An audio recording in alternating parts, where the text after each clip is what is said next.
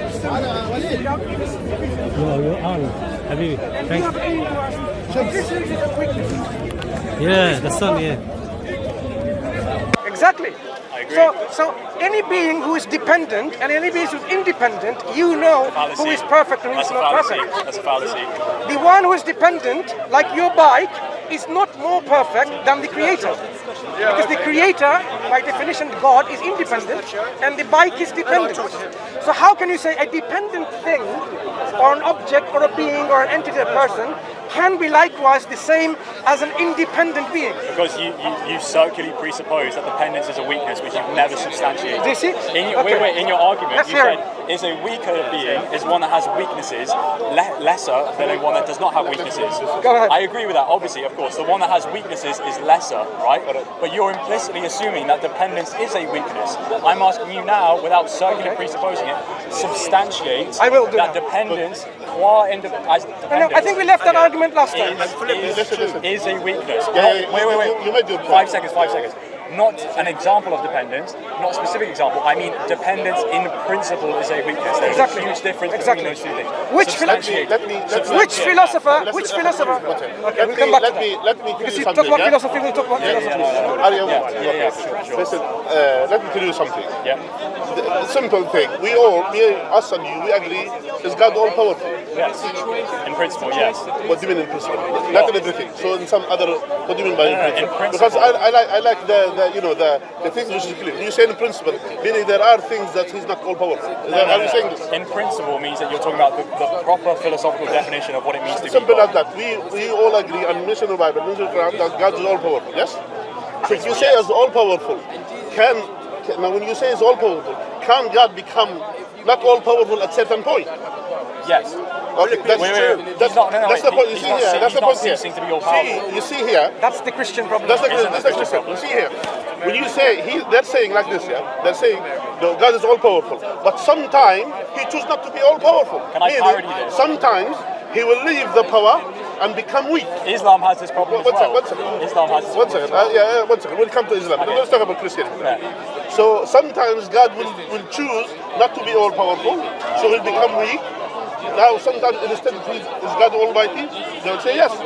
But Jesus wasn't Almighty because He was humiliated on earth. People, they hit Him, they tortured Him, and according to Him, they killed Him. Meaning He's not all powerful at that point. Adding to this, when we say to them, okay, is God is all knowing? So they say yes, God is all knowing. Now when it comes to Jesus, Jesus is ignorant of certain things, which means He's not all knowing. So there are, in the definition of Jesus to be a divine, that literally all the conditions that even the Christian and the Muslims and everyone, they agreed about the definition of divine, they will withdraw all of these conditions when it comes to Jesus. You see the point? That shows inconsistency in terms of defining the divine. I will ask him, what is the divine? Let's come back to you.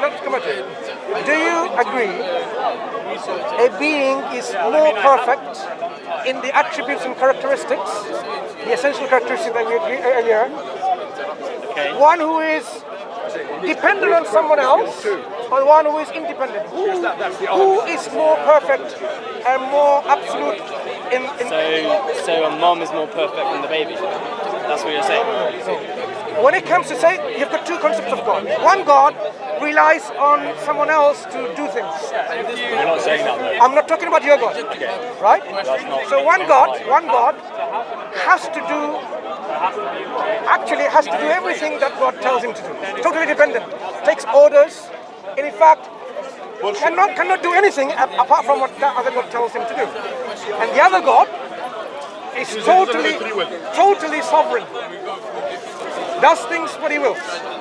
Which one do you think is maximally perfect? You then have two gods.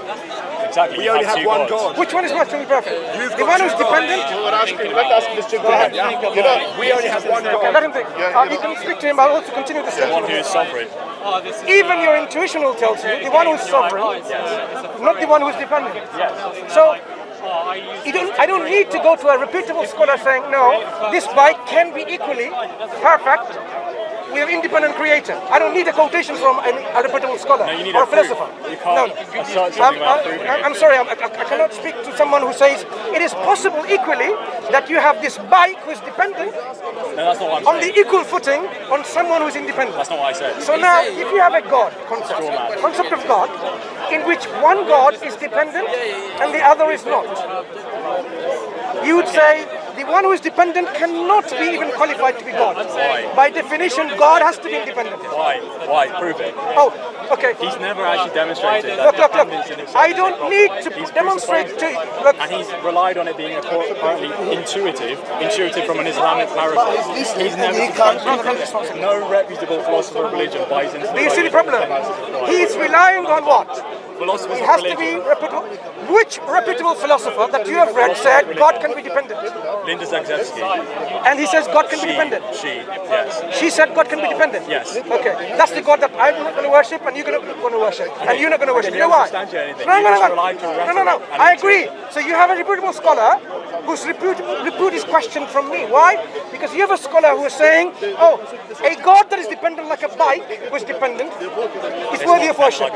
Look, would you really worship a God? Let me ask you this question. Who is dependent on someone else?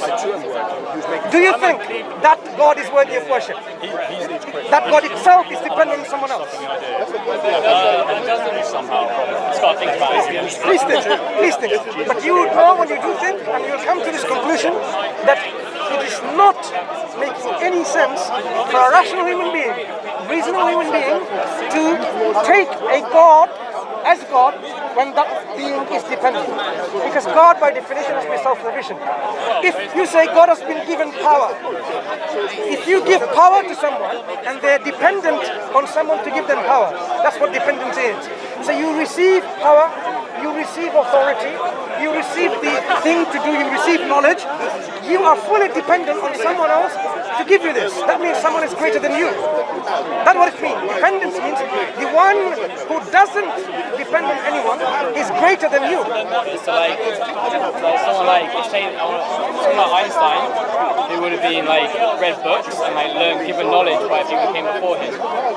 Surely he's better than them because I know who Einstein is and I don't know who they are. We're talking about the concept of, when we talk about God, you I cannot understand the passing remember. on knowledge. How did I start discussing with you about this bike? Yeah. And you considered immediately like how ridiculous it is to worship this bike. Yeah. And now we went through a process in which we realized the bike cannot be worthy of worship. Why? And we gave reasons. Why? What was the reason? You can work it out. So we gave reasons. This is No, powerful. I'm not engaging with you. Intuition. Because I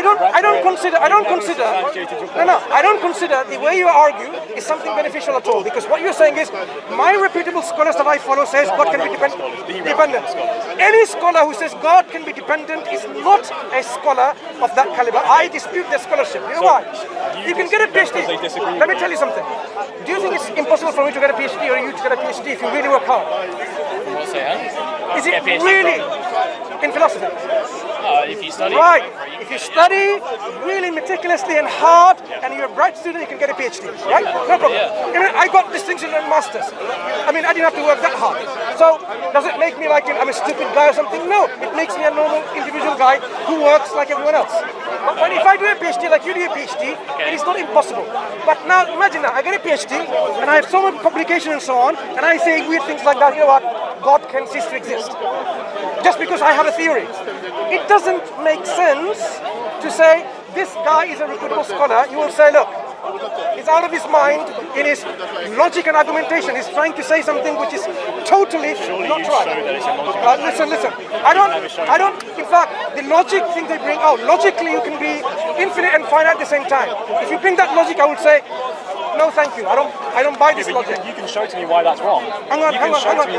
But you haven't done that here. Do you believe that God can be infinite and finite at the same time? From every angle, no.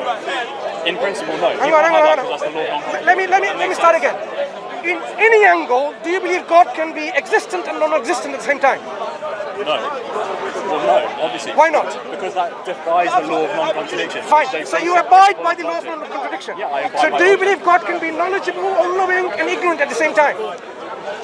Yeah, because those aren't contradictory. You see now he said. Wait. You said knowledgeable. All knowledgeable means. I'm knowledgeable, ignorant. At the Let same me time. explain what I mean. Okay. All knowledgeable means you have 100% knowledge of everything, and you're 0% ignorant of anything. Yeah. So can you be 100% knowledgeable and 5% ignorant? A being? Not in principle, no. No, in any principle. No, because you need to understand what No. you mean by in Hang on. Let me ask you You again. can't define terms how you want. Let me ask you again. In any way, shape or form in your logic that you study in Oxford, can you be 100% knowledgeable in something and 5% ignorant in the same thing? In any way, shape or form? Yeah. Yes. See? Because he's saying, okay, look, if he's saying from every... That's Christian logic. This isn't Christian logic. It is. This is basic definitions. You said in any way, shape or form. Yeah. Right? One way, shape or form would be if you apply different definitions. Right? Is that Are you not going to any way, shape or form? redefine at one point here conveniently and another? No, this is the reason. Well, you said it in any way, shape or form. I'm just going with what you said. You Yeah. said in any way, shape or form. Sure. One way to Give an example. obviate that problem would be to fallaciously define them wrong way. Give me an example. Okay, so I define all knowledge as literally knowing everything, and I define ignorance as having a bicycle, right? It's ridiculous. Hang on. Ignorance is defining what? As having a bicycle, something stupid, right? No, that's not the definition. That's discarded in the first Which place. is literally my point. No. That's literally my point. The reason when we talk about knowledge, Point, Mansour. look, as an Oxford student, you should really be more sensible. I am being sensible. No, you're not. Show you how Let you me play with tell you definitions, something. and that's why When we you talk use about definitions knowledge, there. right? Knowledge means what? What does knowledge mean? I don't know how you define it. How do you define it? You act like that's a basic Okay, question. You do know I that's know been your debated name? today. Possibly not, because I haven't asked you and you What's didn't your tell me. Do you know my name? No, what's your name? Yeah, Mansoor. Mansour, must be I'm Rob. Okay, nice meeting you. Now, What's your name? Luca. what's your name again? Rob. Rob, now I know your name. So in my understanding, in my knowledge base, I have got your name, right? What is knowledge? I don't have to discuss that. I'm not talking to you. I'm talking to Rob. Give an example. So now, Rob, I am aware in my consciousness, that you're called Rob. You go by the name Rob. Okay. Now, if I was all knowledgeable being, meaning I do not have any limitation of time. I know your name from eternity to eternity. There is not a fraction of a second in time, in our understanding of time, that I will not know your name. That's what I mean by all knowledgeable. So I will always know your name, like I always knew your name, and I always will ever know your name. So all knowledgeable is knowing all facts forever. No. That name of yours, for example, Yes. in this instance, that I will always know. There will not be, when I say all the time means what? No limitation of our past, present, and future confinement within this time frame.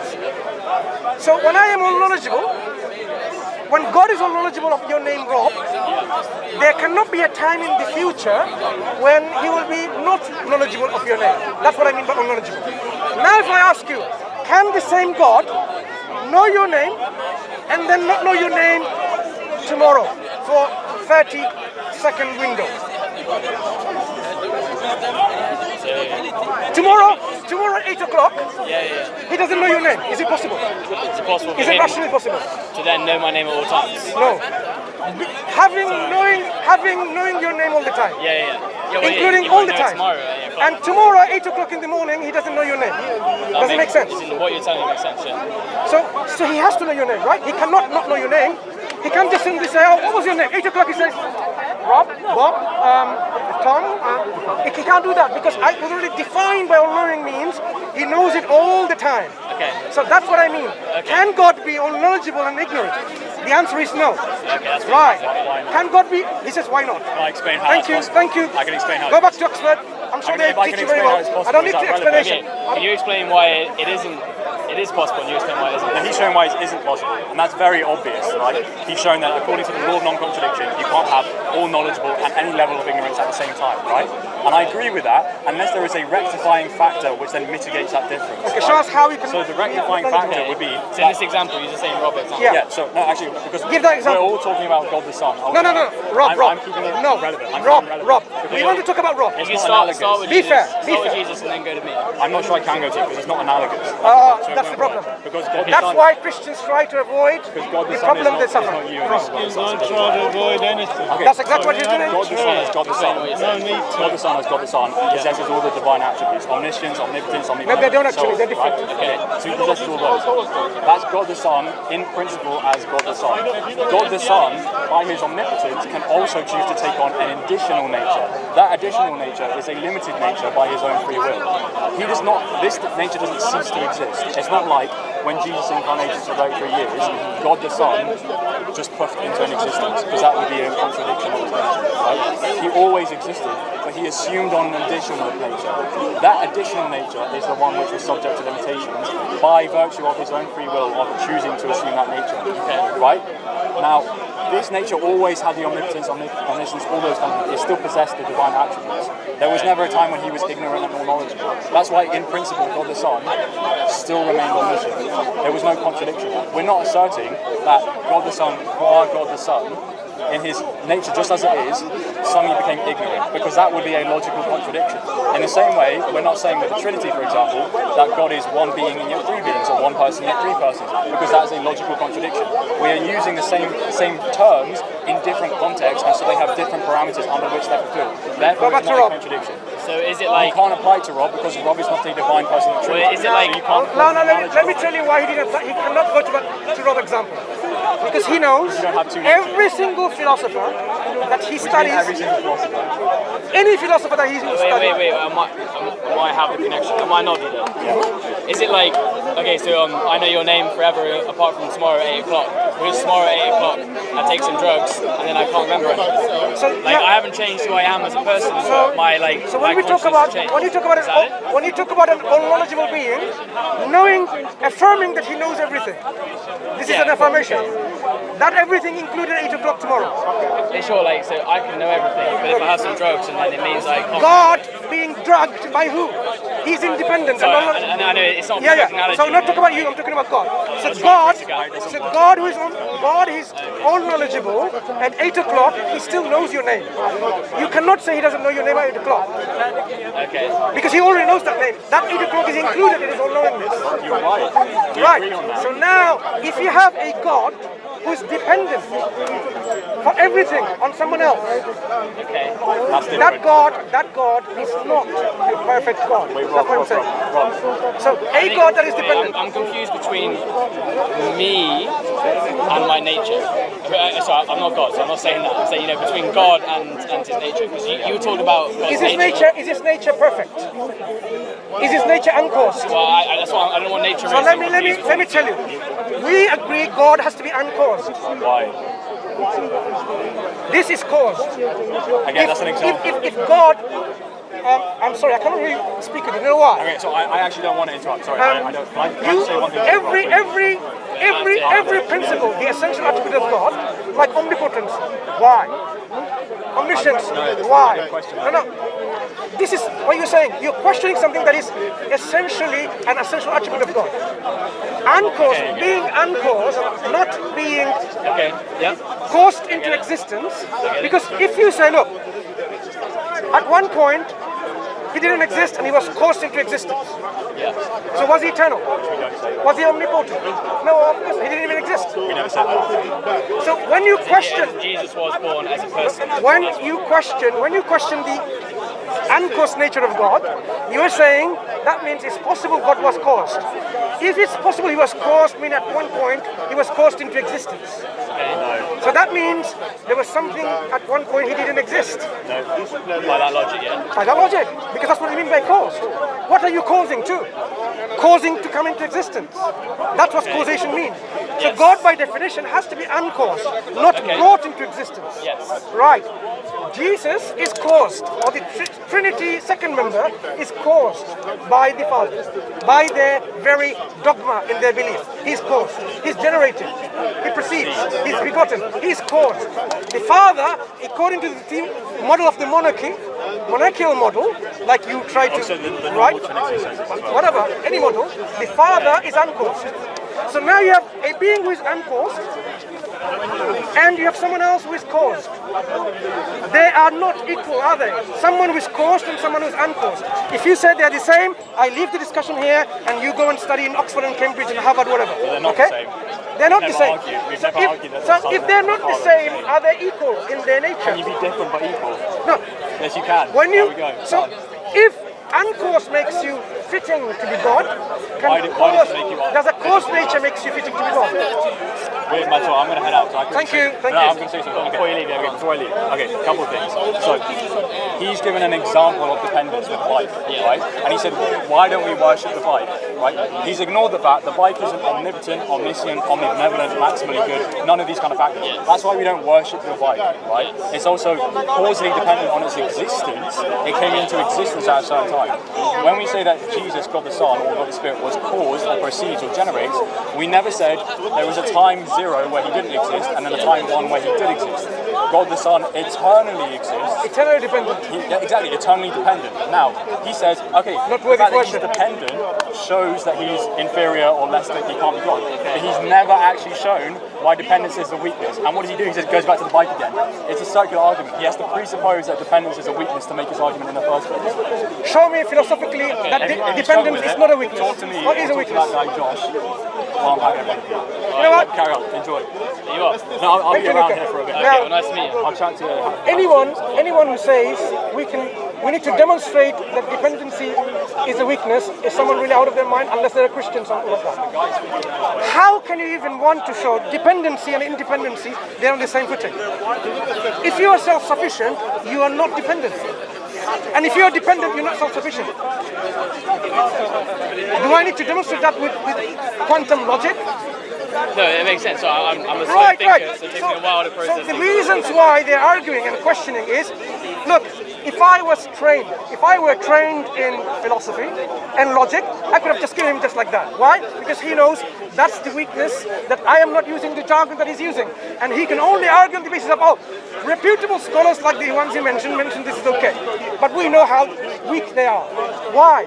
Because by definition, any being who is omnipotent has to be uncaused. By definition. All of them. They're all interlinked in their attributes. If you are omnipotent, you cannot be caused. If you're eternal, with no beginning, you cannot be caused. You cannot be other than omnipotent. So these essential attributes go hand in hand together. So the fact that we have found a being called second member of Trinity who is caused and dependent on the Father, by definition is not God. You can call it God, you can call this bike God, some people will do. Some people will call this bike God and worship it. Some people will call Jesus God and worship him. But it doesn't make them befitting to be God. Your heart and your mind will know a being who is dependent on someone doesn't befit to be called God. Okay. Can I try and example it? So I've heard this before. I want to know what your views are on it. So let's say I have a fish tank. I create loads of fish and I feed them. They're very dependent on me. And then through a science experiment, I make myself a fish and go join them in the fish tank for a while, swim around, have a chat with them, see how they're doing. And then I come back out again. And at the end of the science experiment, I come back out and I'm me again. So should they worship me because they were dependent on me, and then I became a fish, but then I'm not a fish anymore? Does that make sense? In terms of I want to know what your thoughts are on that. In terms of that is a metaphor for God and Jesus. This is what happened. Jesus was God to begin with, but I'm questioning that point. Before you became a fish, I'm talking about your status before the fish. Okay. Right, that point you're not God to begin with. That's what I'm questioning. Because you are demonstrated in your definition as being caused and dependent on the Father, you are not God. You can call and label yourself out. I have a different definition of God. One is called a nominal definition. One is called a predicative definition. You can redefine God to suit your dogma. A Hindu can do that. Someone who is a polytheist can do that. You know what? When I say God, sometimes when I say God, that's the real God, and that's the God actually is not a real God. It's by predication. No, this is all semantics to get people confused and say actually it's God. But when you question, when you say the Son is a God by predication, and Father is a God by nominal, what's the difference? There is a difference. Okay. There is a difference. Because by predication, for example, you can say, this man is God, but actually he's not God, but I call him God by predication because he's nice and kind and knowledgeable. Yeah. But you know, in reality, on the fundamental level, on a pragmatic level, he's not God. Likewise, on a pragmatic level, the Son cannot be deemed in any way God. Because he doesn't have the attributes of God. So if we're the fish, in the fish tank, how do we know that the man who feeds us isn't God? You know. How do you know that? Like, 'cause I understand your definition. I agree with it. Right. But I mean, like, how do you know? So you can say this is how we will eliminate who can be called God and who cannot be God. Anyone who says I'm God but I need to eat to sustain myself, I will say by definition you're not God. You cannot be God. Some people can call you God and worship you God, but you are not really deserving to be called God. The real God who's worth deserving